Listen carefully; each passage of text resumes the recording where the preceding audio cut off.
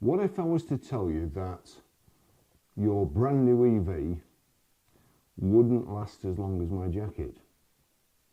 Not just the battery lasts longer than the life of the car, but what if I was to tell you that the life of the car that you're about to buy wouldn't last as long as this jacket, which has been out in all sorts of weather.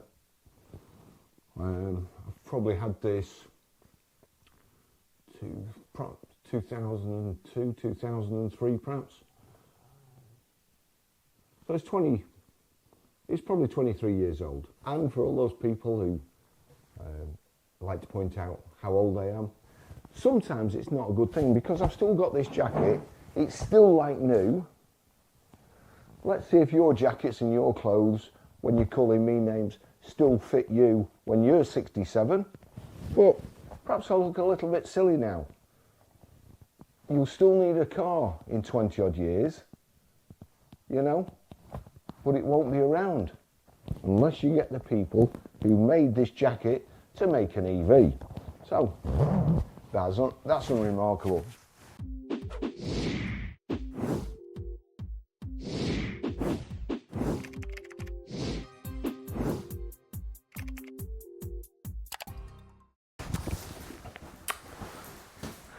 So hang on then, let me see.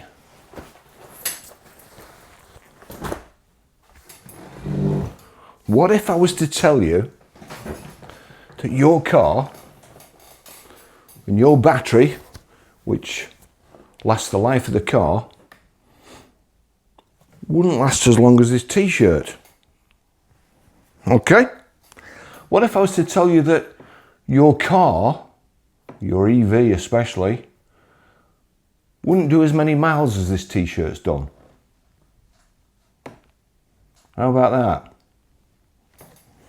Still fits me. Still looks pretty good, even though I say so myself. And yet let me see, when did I buy this? 1997?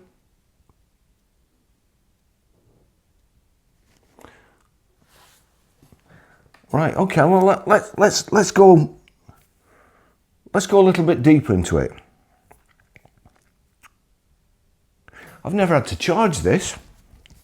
I've never had to plug it in once. So it's cheap to charge. Depreciation. Let me see, depreciation. I'm just trying to remember how much it cost. I think I bought it from a place called Wardrobe. They had a place in Preston and also a place in Bolton. So, I know I had this in 1997. I'm sure I bought it when I went on holiday to Barbados. So in 1997, it was £60. Quite a lot back then for a t-shirt. But was it? Was it a lot? Back then, I'll have looked at the t-shirt and thought, geez, that's a lot. We're now in 2025, 28 years. 28 years. I've been all over the world in it. I've worn it every summer, probably for the last God knows how many years. My girlfriend even took a shine to this, because whenever we went away, she always used to wear it on the plane just to keep her warm. You know what it's like with air conditioning and so on, and some bloke next to you who's always hot and has got the aircon on full blast, you're getting the draft off it. So she nicked my t-shirt. But honestly, I've been all over the world in this. 60 divided by 28 equals, it's cost me £2 a year. How many t-shirts do you buy and throw away? Why would you do that with cars? Why would you do it with cars when you can have a t-shirt that looks just as good 28 years later? But it's just not going to happen, because the way things are moving, we're going on to this rental type system. You know how much you can afford a month. You want the best car for your money. and you just commit to spend so much money a month. It might not hurt you, but people like me, you see, us old fuds, we like to get value for money. We like things that we buy to last, to be of good quality, to not just break after a couple of years. Or say, for instance, I run over a rock in my t-shirt and I have to throw it away. And it costs like 40 grand. You know, like if it's a battery, you run over a rock, you have to throw it away because it's unsafe. It's at risk of catching fire at any minute. You don't know. It's had an accident. Is my battery going to set on fire? The whole family's asleep upstairs. Do I want it on my drive now? I've had a bit of a bump. Like somebody run into me.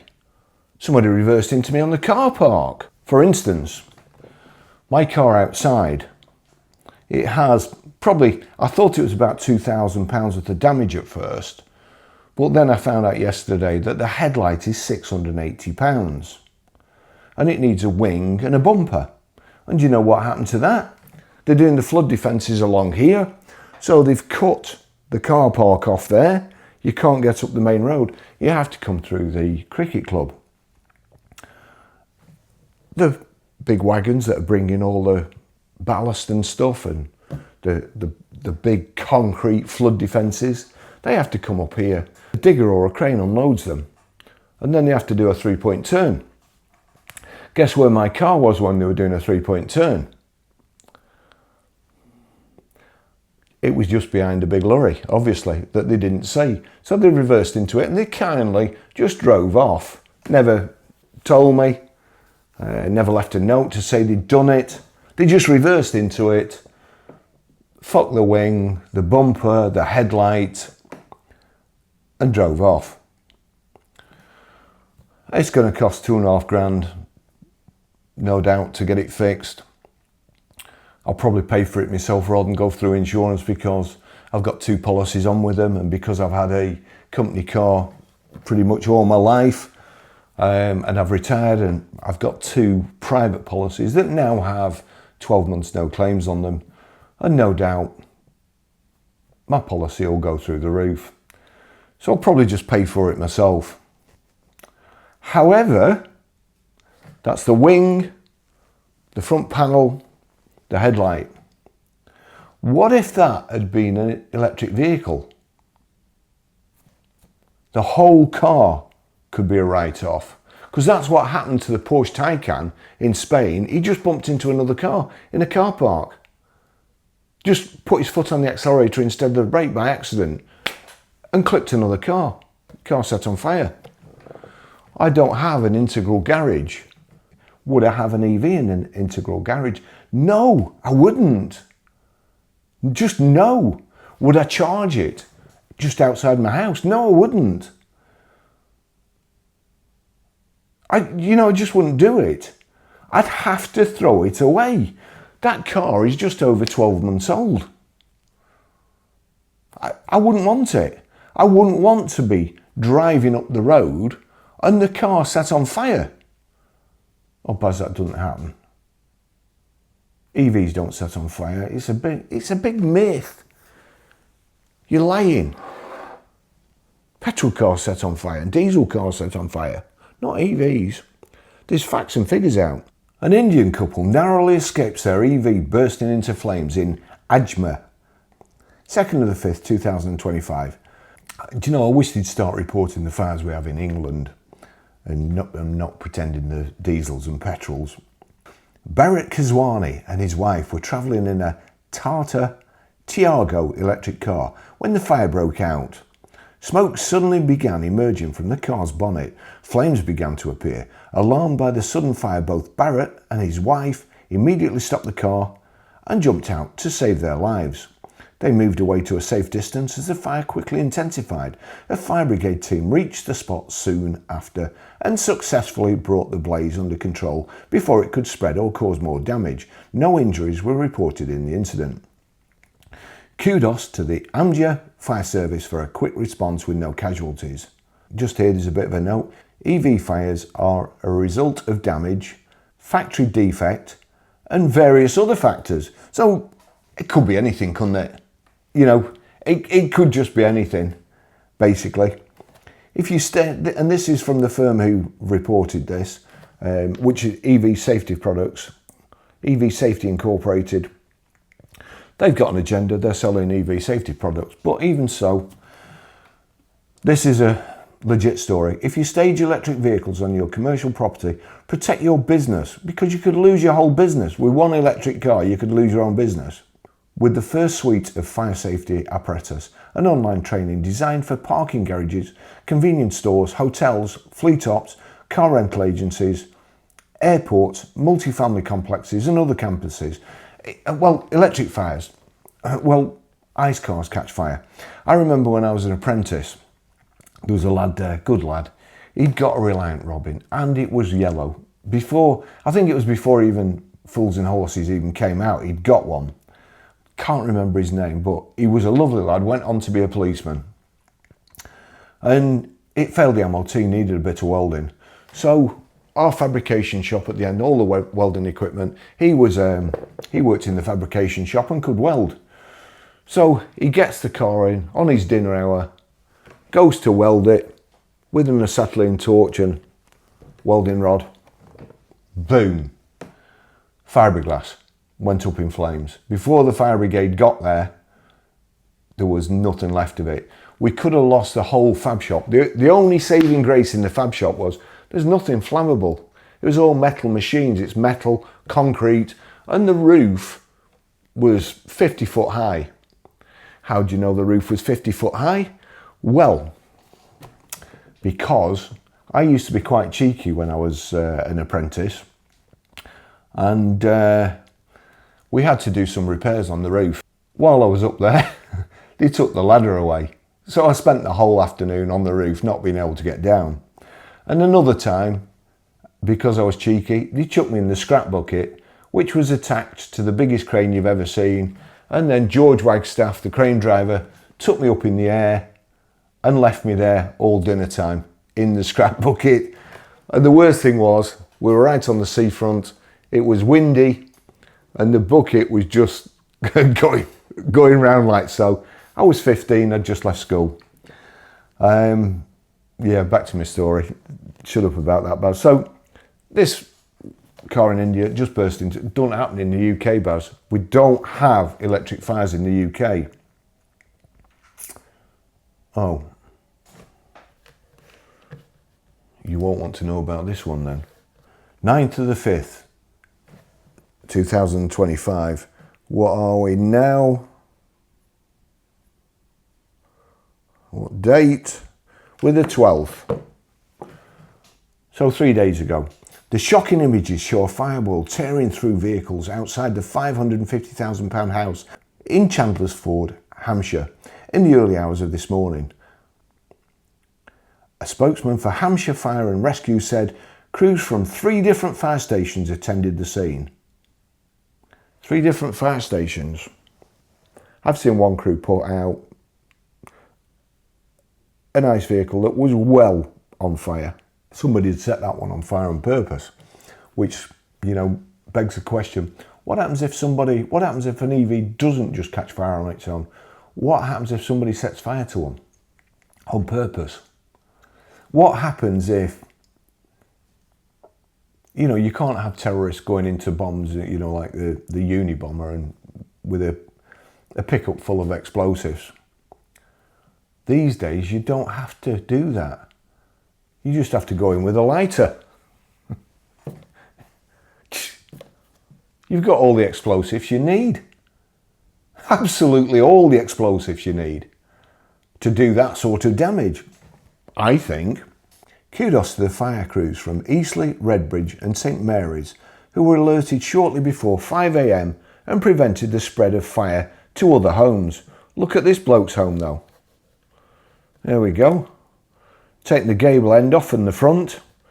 2 cars there, the van nearly caught fire. That one is probably the one that's charging, I think.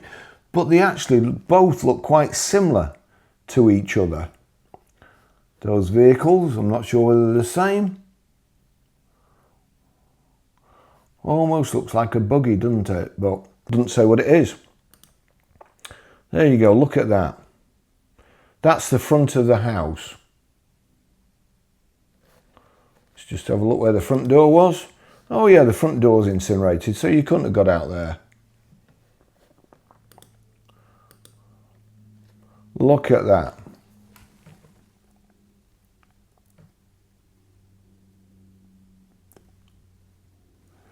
Very strange cars they are. I wouldn't be surprised if they weren't some kit car manufacturer. Look the same, don't they? I can't tell from the wheels what they are. But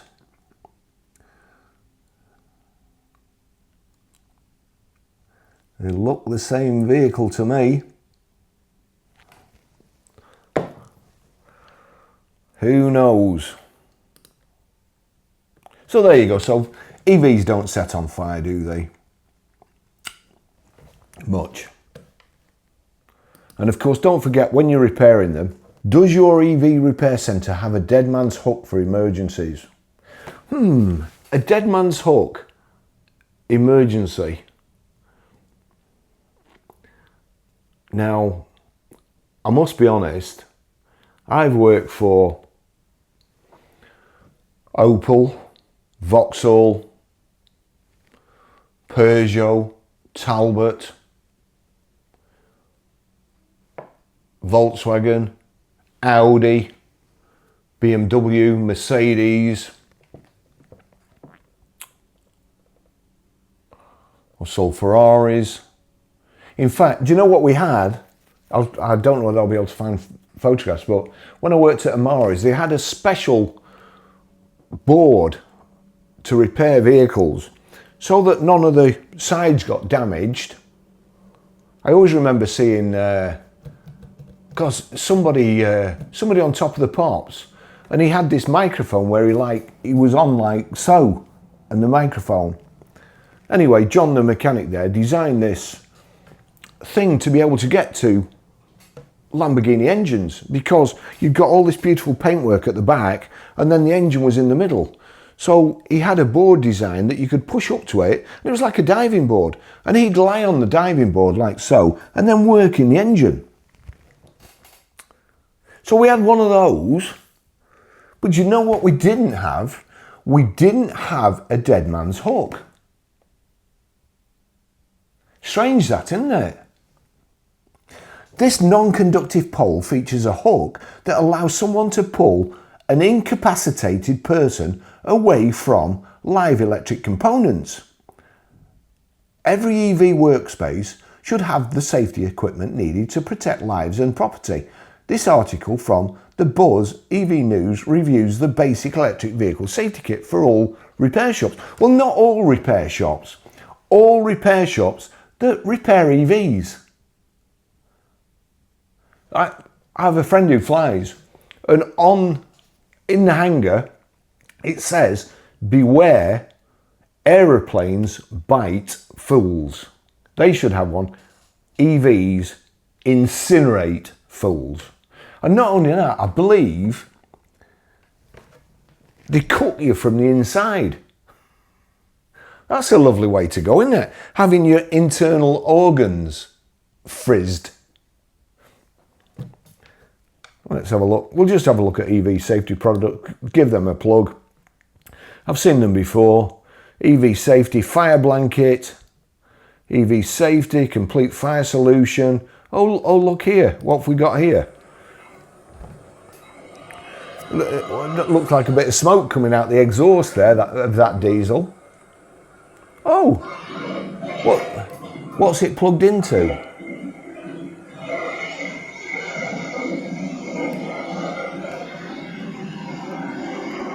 Wow, you'd need more than a dead man's hook there, wouldn't you? Showroom guard. There you go. Fire protection kits to put over EVs during the night in case they set on fire during the night. fire curtains to isolate your EV service bays.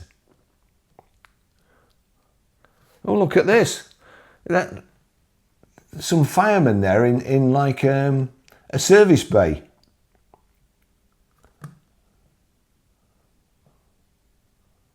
Oh gosh, what petrol or diesel model is that, I wonder?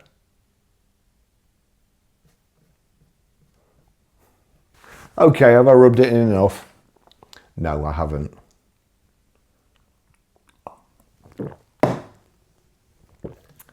Let's go to, last couple of weeks I've shown cars at in a car auction, which I don't think should be there. Electric, this is 11.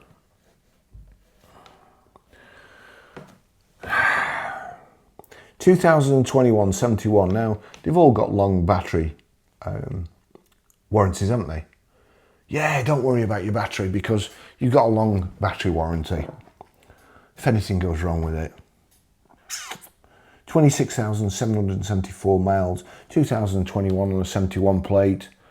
Let's just have a look in there, see what's wrong with that, why that's a non-runner.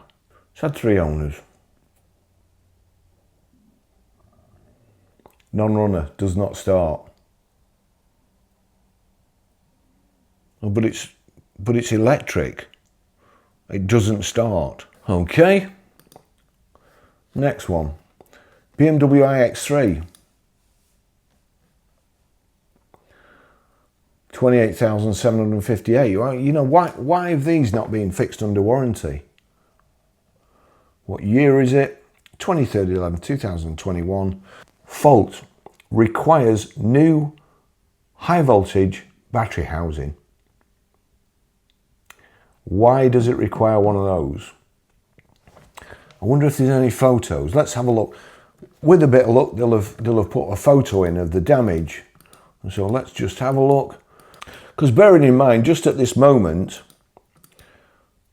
as I've said in previous videos, there has been instances where a battery has caught fire up to 6 months after the damage occurred. So when did the damage occur on this? What is the damage? It's not there, is it? It's not showing. The same place as the EV last week that had the imbalance in the battery pack. You know, in my opinion, they should be isolated. They should be separated from all other vehicles. So this one's there too. Just go back, next one.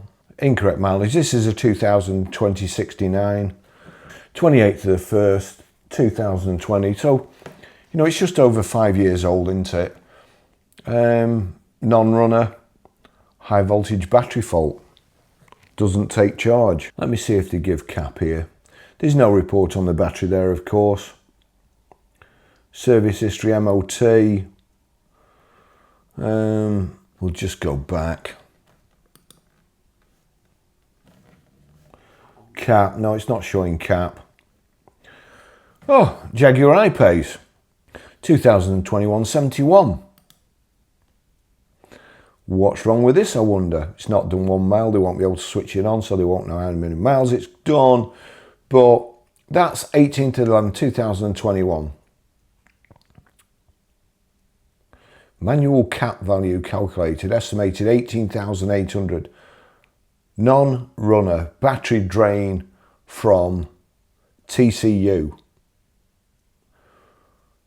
NR, new TCU required. NR, not holding charge. It must be a hell of a battery drain. Traction control unit, transmission control unit, telematics control unit. To be honest, knowing BMWs, I'd think it might be that.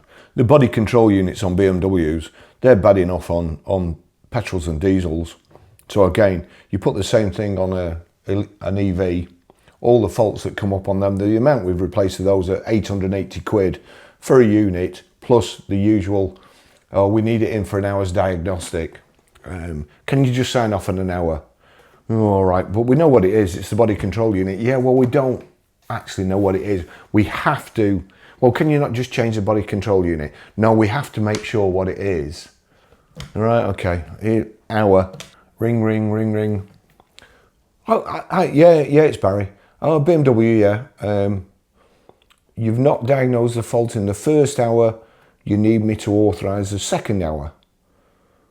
Well, surely you know you've had this fault before. If you just Google it.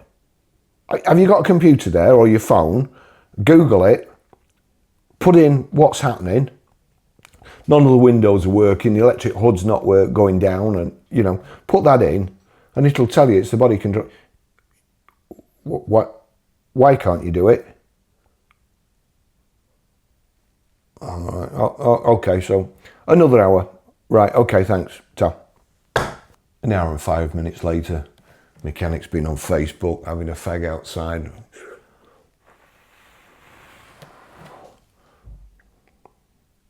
Yeah, it's gone now. I'll give him a ring back. Yeah, it's Barry, BMW. Yeah. Oh, body control unit, is it? And it's taking you 2 hours to diagnose that at £160 an hour? Right, okay. How long does it take to fit? Half an hour, 80, £160, 320. So basically, I'm 240 quid in the hole from you just fitting the thing as I said. Oh, you sorry, are you? Are you sorry enough to like credit me 200? Oh, you're not that sorry. Okay, thanks. All right, thanks very much. Well, you know, we'll do this again next time I get another one. Like, because this is the same that happened the last time I brought one in. Exactly the same. And I've got to be honest, it doesn't look, because you see, I've been in the motor trade 50 years, and what it looks like to me is that you're gouging me for 2 hours labour when you know what it is and you didn't need to do it. I know you've got a big showroom, and you've got all those girls, all those girls walking around, all the salesmen, all the advisors, your electric charges outside. I know that, but mine's a diesel convertible, mate. You know. Oh, right, okay, thank you. Oh, it's ready now, is it? Okay, I'll see you in a minute. Same old, same old. What's the next one? So that was an I-Pace. Another I-Pace. Non-runner, electrical issues, brake fault.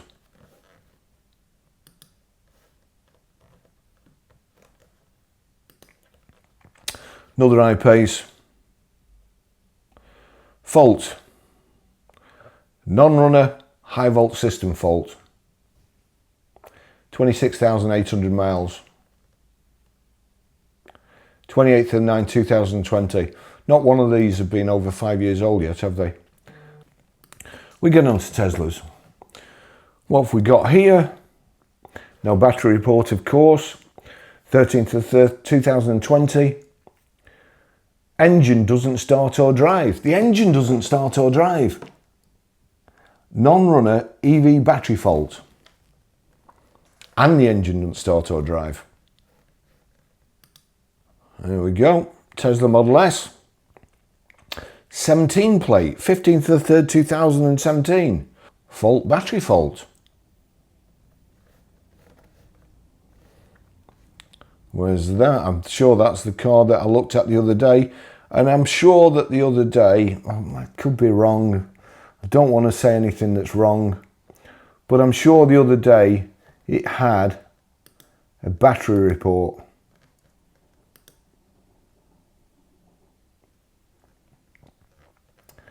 Battery fuse replacement required. Why does a fuse go? Answers on a postcard to BCA. Address it to you fucking idiot at BCA. Get that EV out of your compound now. You moron. Battery fuse needs replacing. Next one. Oh, Tesla. No battery report again. 2016, this is older than 5 years. And this is the one we've seen hanging about. This is the one I reported on. High voltage battery fault. Worse than that, coolant chamber damaged. Now, where's the coolant chamber? Do you think the coolant chamber is part of the battery that keeps it cool? So basically, the battery can't be being cooled, can it? What happens when a battery's not cooled? When they go into thermal runaway, they get the fire out, but they have to keep cooling the battery. Because if it heats up again, that car that Richard Hammond crashed in, the Rimac, it kept setting fire for 5 days afterwards. They put it out, it set fire again. And we go here, now I know for a fact, we go through the pictures here, because I have reported on this one before. There you go in the back.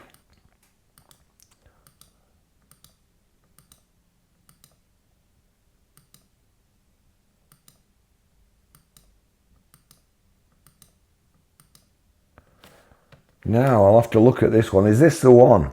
Because it says there, no rear seats.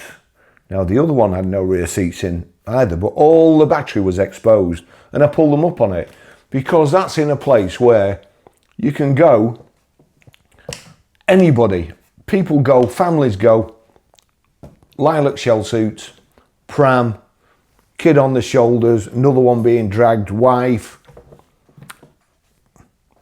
matching shell suits, a lot of them, all wandering round, pretty much all on the dole, but selling cars from home, you know. And they're wandering around with all the kids. Dad, look at this one. What's this orange wire do? Should I lick it? We'll have another kid. So there you go. But there you see, it's covered. You'll be pleased to know this is the last one. It's a Tesla Model S, 85 kilowatt hours. What year is it? This one's a 2014. No keys, non-runner, 12 volt battery US.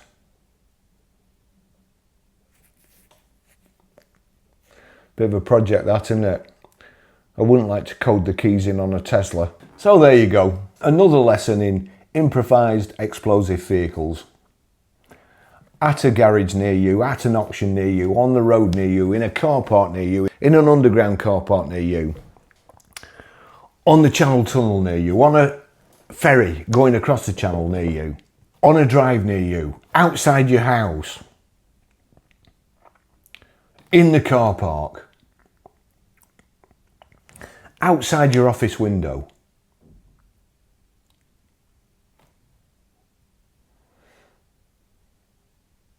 Well, that puts my mind at ease. Thanks for watching. See you in the next video. Bye bye.